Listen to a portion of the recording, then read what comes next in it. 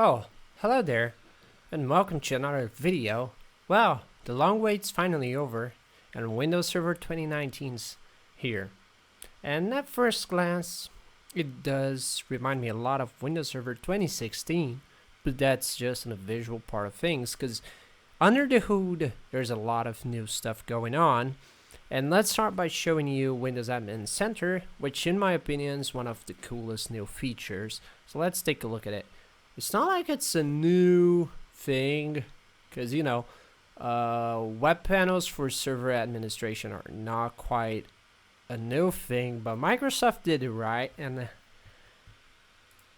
I don't know, I just want to show you because they nailed it. Use another account.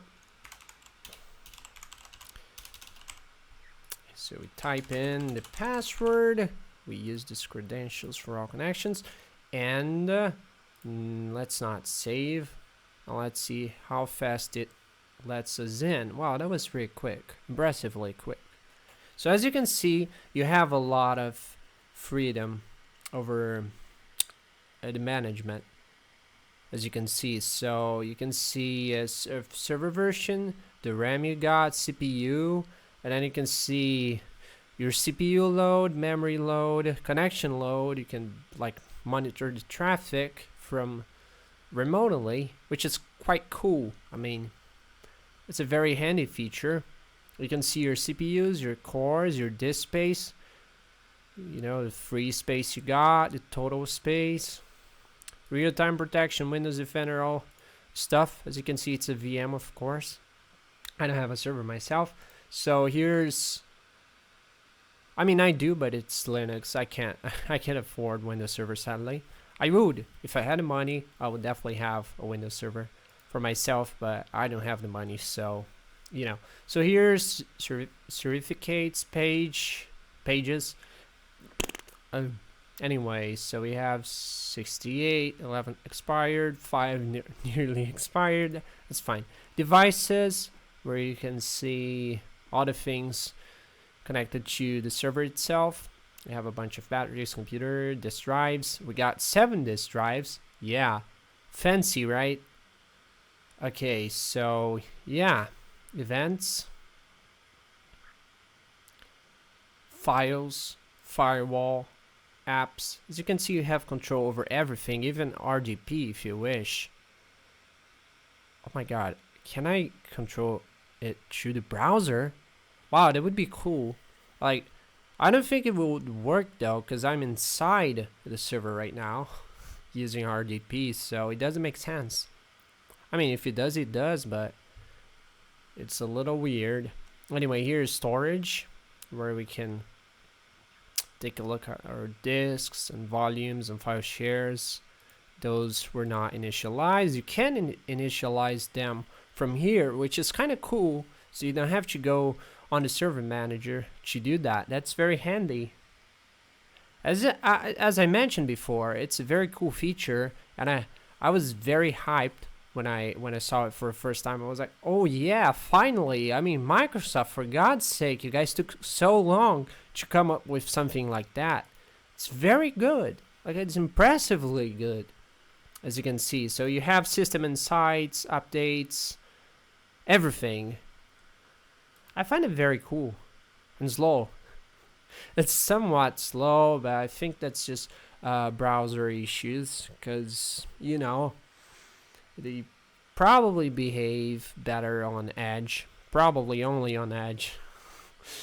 You know how Microsoft is when it comes to that, but then again, that's just a minor thing.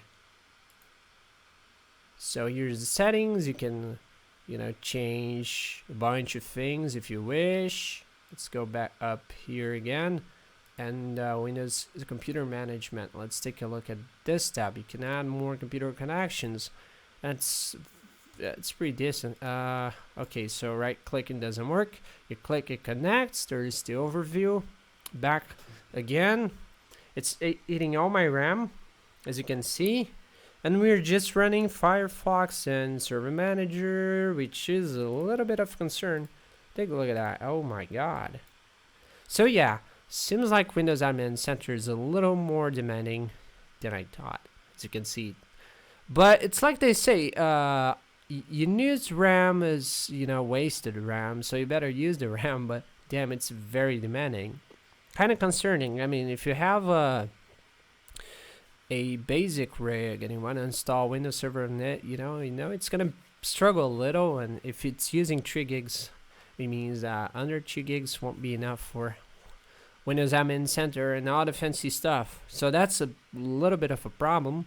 But then again, I don't think no one would buy a Windows Server license for just that much RAM, Usually you would get a Windows Data Center license for, a proper data center with more than 128 gigs of RAM.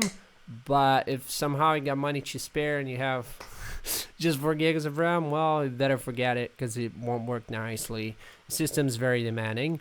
But I don't know, maybe it's just a bug, maybe Windows Update running on background.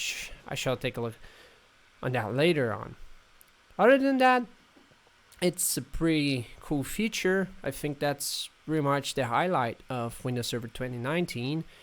One of the dopest new things that they added, aside from a few PowerShell changes, stuff like that. But on the management side of things, that's it. That's the thing that shines, and it's really cool.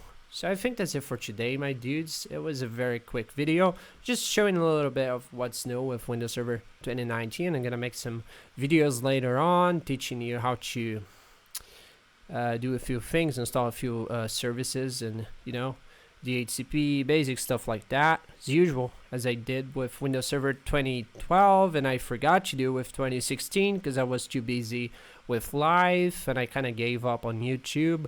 But now I'm kind of back, so expect a lot of videos on that matter. So yeah, thank you guys a lot for watching, for stopping by. I hope you guys like it. If you guys have any questions, don't be shy. Comment sections down below. I'll be more than glad to help you. So thank you so much, and adios.